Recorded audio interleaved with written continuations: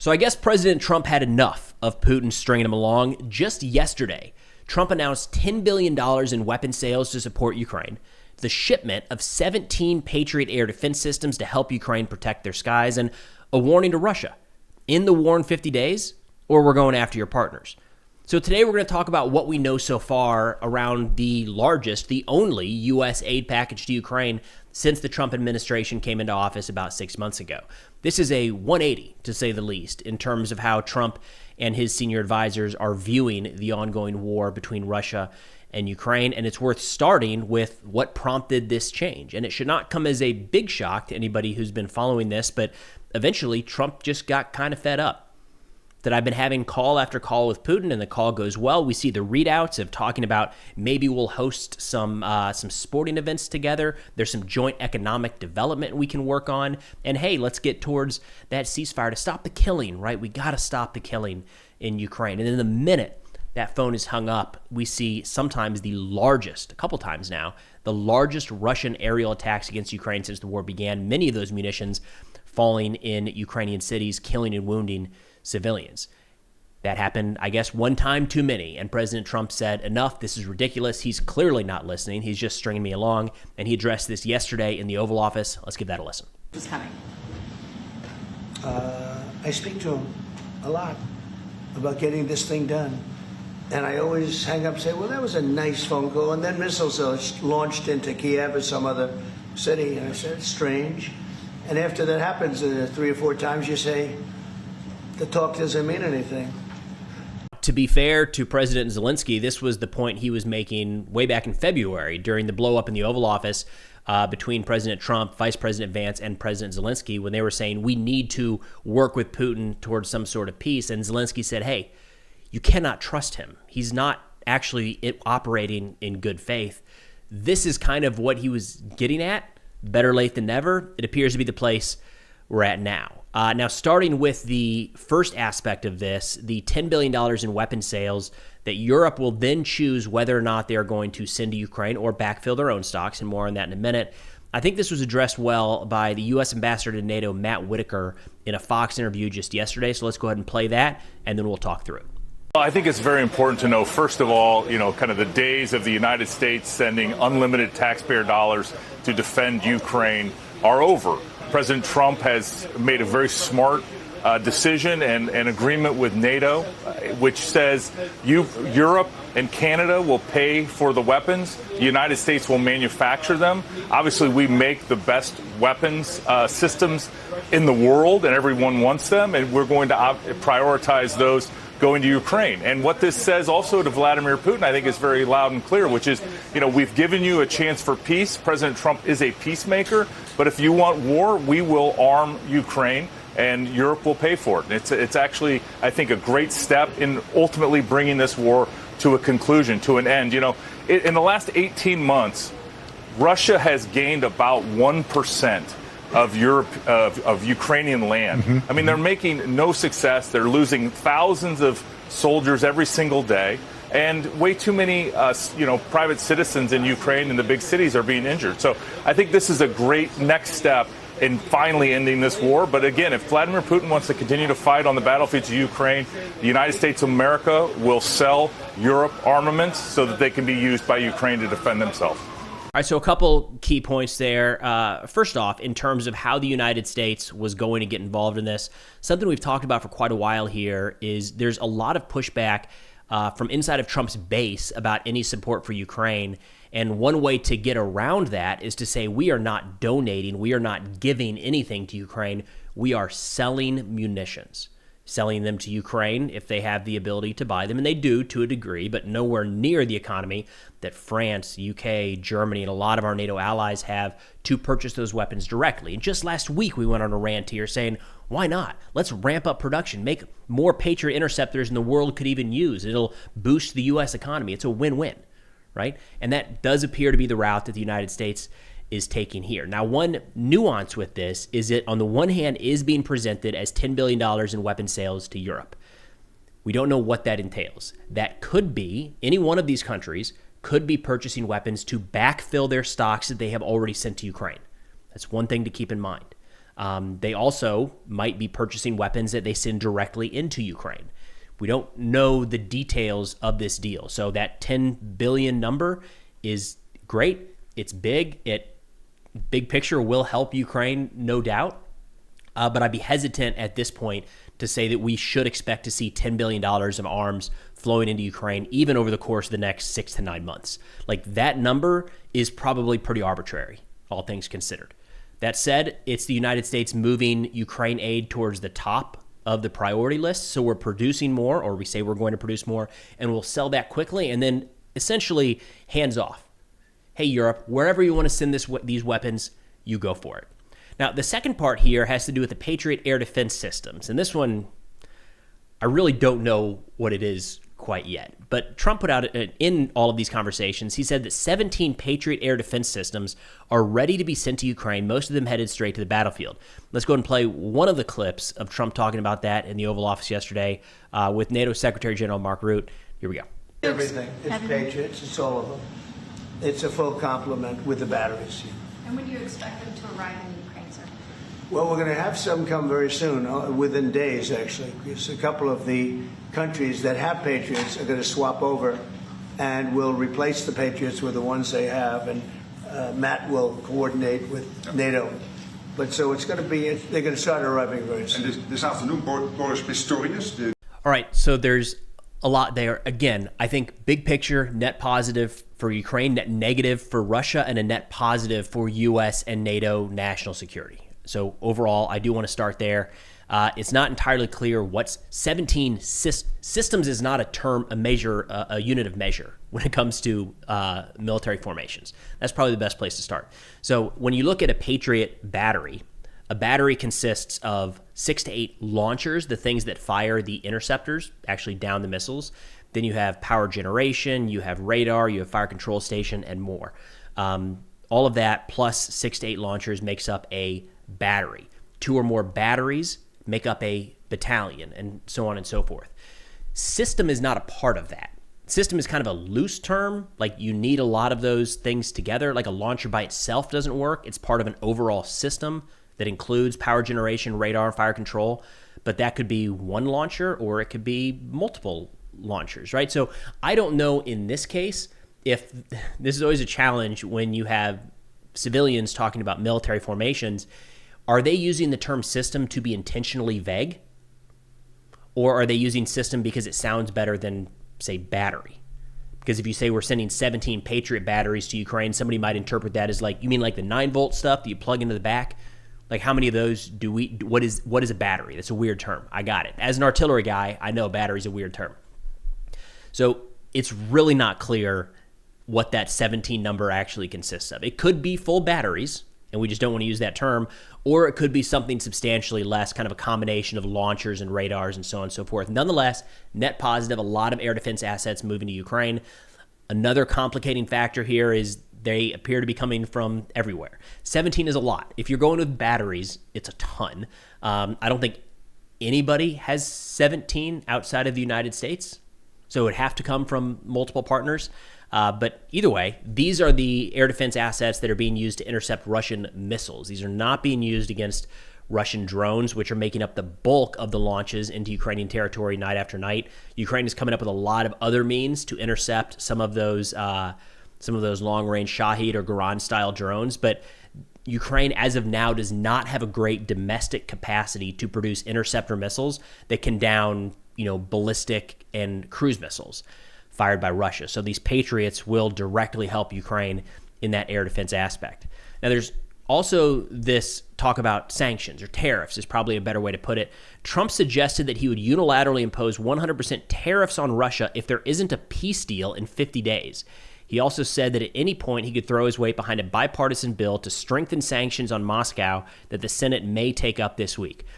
Look, personally, I've kind of lost any faith that Senate sanctions bill is going to go anywhere. It's just been for far too long. We've talked about it's right there, it's ready, it's going to move. And I don't know that sanctions on the Russian economy is really what is needed right now to push Russia to the negotiating table or get them to agree to some sort of terms. This tariff piece might, and I think it's being misinterpreted.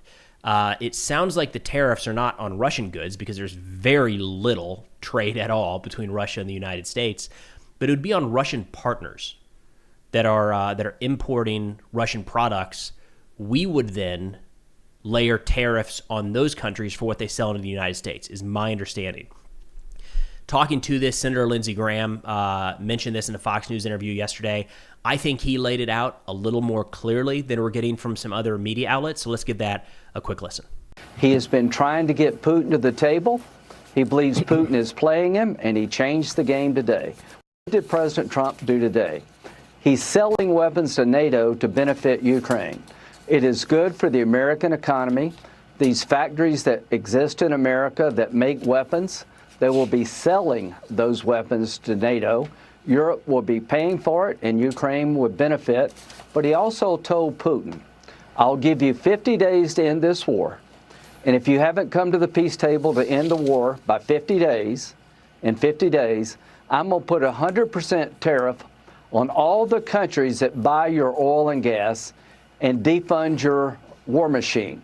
So China, Brazil, and India, you better listen to what Trump said today. If you keep buying cheap Russian oil and gas to fund Putin's war machine, President Trump is going to put 100% tariff on all of your products coming in the United States if you don't change your behavior. And I'm going to make a prediction, they will. They're going to go to Putin and say, enough, get to the table. All right, so there's definitely a couple sides to this. First off, I hate the 2 weeks. Give us 2 weeks. Give us 50 days. Give us 1 day. And you're going to hear Foreign Minister Lavrov kind of mock Trump here in a minute about how we keep hearing these deadlines. It's just kind of what he does. He throws out deadlines, and then we just move on from it. So there's reason to be skeptical there, no doubt. But this does look like a different approach than we've taken in the past, is going after the countries that are really helping keep the Russian economy afloat by buying their oil. Maybe. I mean, we have not seen to this point India or China specifically really pressure Russia to bring about an end to the war. What if they get there? It's possible. I don't want to be too optimistic in that realm. Senator Graham, clearly pretty optimistic, but it's a new avenue that's definitely worth trying out. Now, on top of all of this, the route that Ukraine seems to think is most viable is, hey, maybe we should be hitting Moscow with some long-range U.S. munitions. Apparently, that was the topic of a phone call between Trump and Zelensky just last week. But before diving into that, a quick thank you to the sponsor of today's video, Exter. So this is all fake money. I was going to use it today to talk about the Exter Wallet Pro, but can't bring myself to do it. It's not worth it, to be honest. So we're going to have to use our imagination here in a second. The issue is I wanted to show off this cash strap in the Wallet Pro right here and show how it's used, right? But I don't really carry all that much cash. And I thought, who does kind of is my daughter, who's got all this fake money in her room. She uses it for like store. She'll put things up for sale. And then she's learning this summer how to count money. So 5s, 10s, 1s, 20s, quarters, nickels, dimes, all that good stuff, right? So I went in and I grabbed a little stack and was ready to go. And of course, all 20s. And I thought, I'll roll that up, put it in the wallet, and that'll be the prop. I thought, man, if she comes home and sees creases in that money that she didn't know was there, I'm going to be dealing with the wrath of a 7-year-old for at least the next week. So not dealing with that. We're using our imagination. So again, we got the Exter Wallet Pro here. These things on sale for their summer-wide sale right now. This, of course, being mine, Tennessee driver's license. Got the cash strap that we're using our imagination with. Remember, that's where the cash would go. And it can hold up to 7 cards. A push of a button pops these things out just like that. And there's one other thing I wanted to highlight for you guys here is inside, kind of tucked behind the driver's license, I've got the Finder card, and this is kind of like an AirTag is the best way to put it. So it charges. You can see the charger here on the back. Each charge lasts up to 6 months, and it connects into your Apple Find My app. So whether it's on your Apple device or an iPhone, essentially, you lose your wallet, and you got this thing tucked in the back here. You can find your wallet. It's not lost anymore. Now, I like this, the Wallet Pro is kind of right up my alley here, but if you're looking for something that's more just like a card holder, they have that as well. This is the Exter Card Holder Pro, carries up to 14 cards, very similar design, 100% recycled aluminum, and again, push the button and the cards pop out. So again, don't miss out on Exter's summer sale running from July 15th to August 4th, offering up to 30% off statewide. On top of that, again, you can use code Preston, which stacks an additional 10% off at checkout. So use the link in the description or scan the QR code on the screen and check out these really unique, high-quality wallets from Exter. And with that, back to today's video.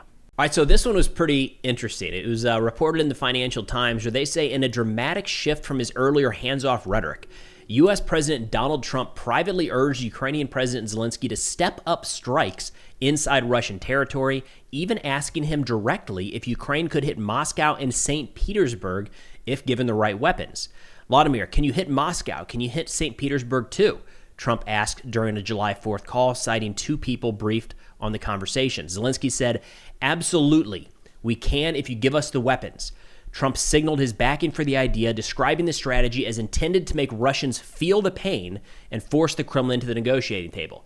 That's not a crazy stance to take, and we have not seen that from this administration since they took office back in January. We've seen a lot of pressure layered on Ukraine in a variety of ways, to include the pause and the freezing of continued military aid. At times, there was rumored to have been, and then shot down, the idea that we were maybe stopping intelligence sharing.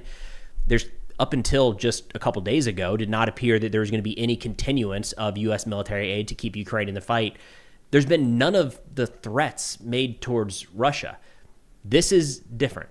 Now, this is, anonymous sources familiar with the call, but it does kind of track with where President Trump has been going in recent days, clearly getting frustrated that Putin is not listening to him. I would argue that there's no respect being shown by President Putin to President Trump, to the United States, to the peace process, and certainly to Ukraine. Now, Putin did put out an interesting statement as well, or not an interesting statement, but a conversation with President Trump that may have led Trump to decide now is the time we really got to put the hammer down, where apparently he talked about, I just need 60 days. I'm going to wrap this thing up. We're going to get to where we need to be. We're going to take the portions of Ukraine we want to take, 60 days, which is a little bit concerning because that was about 10 days ago. So then 10 days later, Trump throws out a 50-day deadline. I don't like how those two stories line up. That makes me a little bit nervous. But nonetheless, turning to Axios reporting here, they say, quote, "One thing that convinced Trump to move down this path was the July 3rd phone call in which Putin made clear he planned to escalate the war. Putin indicated that over the next 60 days, he would make a renewed push to occupy territory to the administrative lines of the Ukrainian regions in which Russia has a significant foothold. Quote, he wants to take all of it," Trump told French President Emmanuel Macron shortly after his call with Putin. In the ensuing days, the weapons plan turned from an idea into something more concrete. I can see that as well, maybe just confirmation that Putin is not listening at all. And if he's talking about renewed offensive operations, that's kind of the opposite of working towards some sort of ceasefire. This is definitely kind of frustrating to look at from the outside in because we have seen no indications from Russia at all, at any point, that they have been interested in a good faith ceasefire negotiation to bring this war to a just end. At all. It has always been, as soon as we wrap up the special military operation, we can talk about this. Now, to that end, Malcontent News over on X, I think, put together kind of a good counterpoint here around the Russian threats of, hey, okay, now it's time for us to go. And the best way to look at this, I think, is very similar to early in the war. I mean, sometimes we still hear it now, where people will say, just wait, the real Russian army is coming. They're massing. There's going to be this massive attack, and they're going to A, B, C, and D. And we're 3 years in, still kind of waiting on the full Russian army or something, or for Putin to go all out. That's kind of the direction Malcontent News takes it. But they had an interesting, or I think a very good analysis here that I wanted to share, where they said, Counterpoint, Russia is already throwing the stolen Ukrainian kitchen sink, toilet, and flat-screen TV at Ukraine and has been for months. They're using Ladas and UAZ 452 Scooby-Doo vans for mobility and donkeys for logistics. 40 to 50% of Russian ammunition is coming from North Korea. The only thing left to throw at Ukraine that hasn't been used is the N and the B in NBC, nuclear, biological, and chemical, as Russia has used chemical weapons earlier in this conflict. It says, Counterpoint 2, even if Trump announced that a sanctions vote would be in the Senate this week, it would not change the current situation on the battlefield. If the White House and NATO announced $200 billion in weapons to Ukraine today, it would not change the current situation on the battlefield. You don't pledge weapons and they get beamed over like Star Trek. Could today have been better? Talking about yesterday's announcement from President Trump. Yes, but has everyone already forgotten 28 February, the blow-up in the White House with Zelensky? This is a pretty amazing reversal of policy in roughly 4 months. No announcement today, short of direct NATO involvement in the Russia-Ukraine war, was going to alter the situation at the front for the next 30 to 45 days. The journey of 1,000 miles starts with the first step. Now, that argument that no announcement today is going to change the battlefield tomorrow is one of the reasons that people have been pushing for a long time to do more now. Yesterday was better than today. Today is better than tomorrow. True. Now, it's been interesting. I'm working on a video to kind of roll this up because it's kind of mixed at this point, but we're starting to see some of the people in Trump's corner shift over to more pro-Ukraine support in light of this bill, which, look, it's tough to track because there are definitely people in politics that they just ride the coattails, right? Whatever is popular, whatever their person says we're doing is all of a sudden hailed as the top best decision that could be made. We are starting to see some of that from some of Trump's staunchest supporters, which is interesting because those have historically been the ones that have been most adamant against any support of Ukraine. In some cases, arguably even kind of pushing for Russia. That's going to be an interesting thing to follow to see if the narrative, if the media here in the United States shifts more and more pro-Ukraine and trying to support their fight as the Russian invasion continues. Now, turning here to the Russian response, some interesting pieces here, kind of moving from official to unofficial and kind of expected to unofficial and all over the place is the best way to put this. Starting with the Russian Foreign Minister Lavrov, he said, quote, 50 days. There used to be 24 hours. There used to be 100 days. We've been through all of this, kind of pointing to the fact that before Trump entered office, he was going to end the war in 24 hours. At some point in there, he gave General Kellogg a 100-day window to wrap up the war. That clearly that came and went with no, and how many times have we seen the 2-week notice to President Putin? I mean, it's a running joke at this point. I think it's 3 or 4 different times. Putin had 2 weeks to show that he was ready for peace or else. So I got it. Lavrov, not the craziest thing to say, sure, we'll believe it when we see it. And for what it's worth, I'm seeing that from a lot of folks in Ukraine as well, which is these are great announcements. We'll believe it when we actually see it. Now, the Russian Deputy Foreign Minister, Rybakov, said, quote, we note any attempts to put forth demands or ultimatums are unacceptable to us. If we cannot reach our set goals through diplomacy, then the special military operation will go on. Moscow is unshakable. We would like for Washington and NATO in general to treat it with the utmost seriousness. Again, a lot of statements coming out of Russia are, we are not stopping, we are not slowing, we still have a lot of goals yet to accomplish in this war. And that's how Putin has largely moved forward in the last few months. Now, turning to the unofficial sources here, Fighter Bomber is one of them. He said, quote, is a Russian mill blogger. He said, quote, in fact, the United States is giving us 50 days to take more advantageous positions, liberate our territories, and conduct active hostilities in the most favorable conditions, with minimal assistance in weapons and equipment to Ukraine. 50 days is just until the onset of autumn and the transition of the war to a positional stage. 50 days is the time to understand whether the thousands of drone launches will bring a strategic turning point in the war. And in 50 days, the existing actual alignments will be laid out on the table in new negotiations between us and the United States. What we can put on the table in 50 days, we will see. I still hope we have aces up our sleeves that we can lay out at the right time. So a lot of that has to do with, does Russia actually believe this 50-day time period means anything at all? A couple key notes there from Fighter Bomber. We're getting 50 days is a little bit early. He's at the onset of autumn and the transition to the war of a positional stage. That's a little bit earlier for that. We'll still see fighting. That's talking about, late August, early September. We generally don't see a transition to that more positional kind of winter warfare type until a little bit later than that. So he's a bit early on that front. But no doubt there's going to be thousands of drones launched against Ukraine in that window. We're seeing right now hundreds per day. So, you quickly blink and this is going to be north of probably 10,000 drones launched against Ukraine before that 50-day timeline expires. And then Alexander Kotz had an interesting view here, another Russian mill blogger who said, quote, in general, Trump gave 50 days not to us, but to Ukraine. So that by the end of the summer, it still realizes its position in which it cannot dictate terms, leaving himself room for maneuver. He hopes that by the end of this period, Russia will be able to strengthen its negotiating position, in which Kyiv will have to concede, and the U.S. leader will be among the winners again. That is, that's an off-the-wall take. So what Kotz is saying is this is Trump's ultimatum to Ukraine.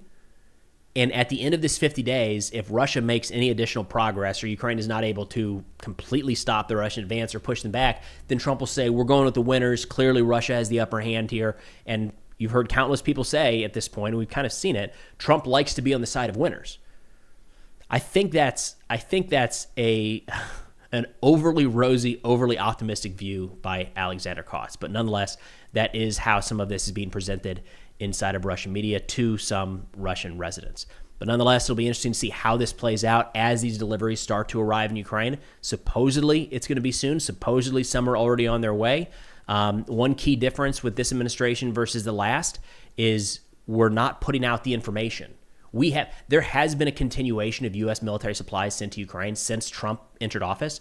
They were the holdovers from the Biden administration, as in they were pledged under Biden, delivered under Trump. Like legally, that had to happen. What stopped was we are no longer getting like the DOD announcements of exactly what was being sent, or even loosely what's being sent. I would expect that to be the case here as well. And we saw a lot of our European allies kind of follow suit, and they're no longer making big public announcements about shipments to Ukraine. Those weapon systems just end up in Ukraine, start getting used, and then eventually down the road we'll say, oh yeah, we sent some of that stuff. It's probably the route this will go, but nonetheless, it'll be interesting to keep an eye on. That's all I got for now. Thanks for watching, and I'll see y'all next time.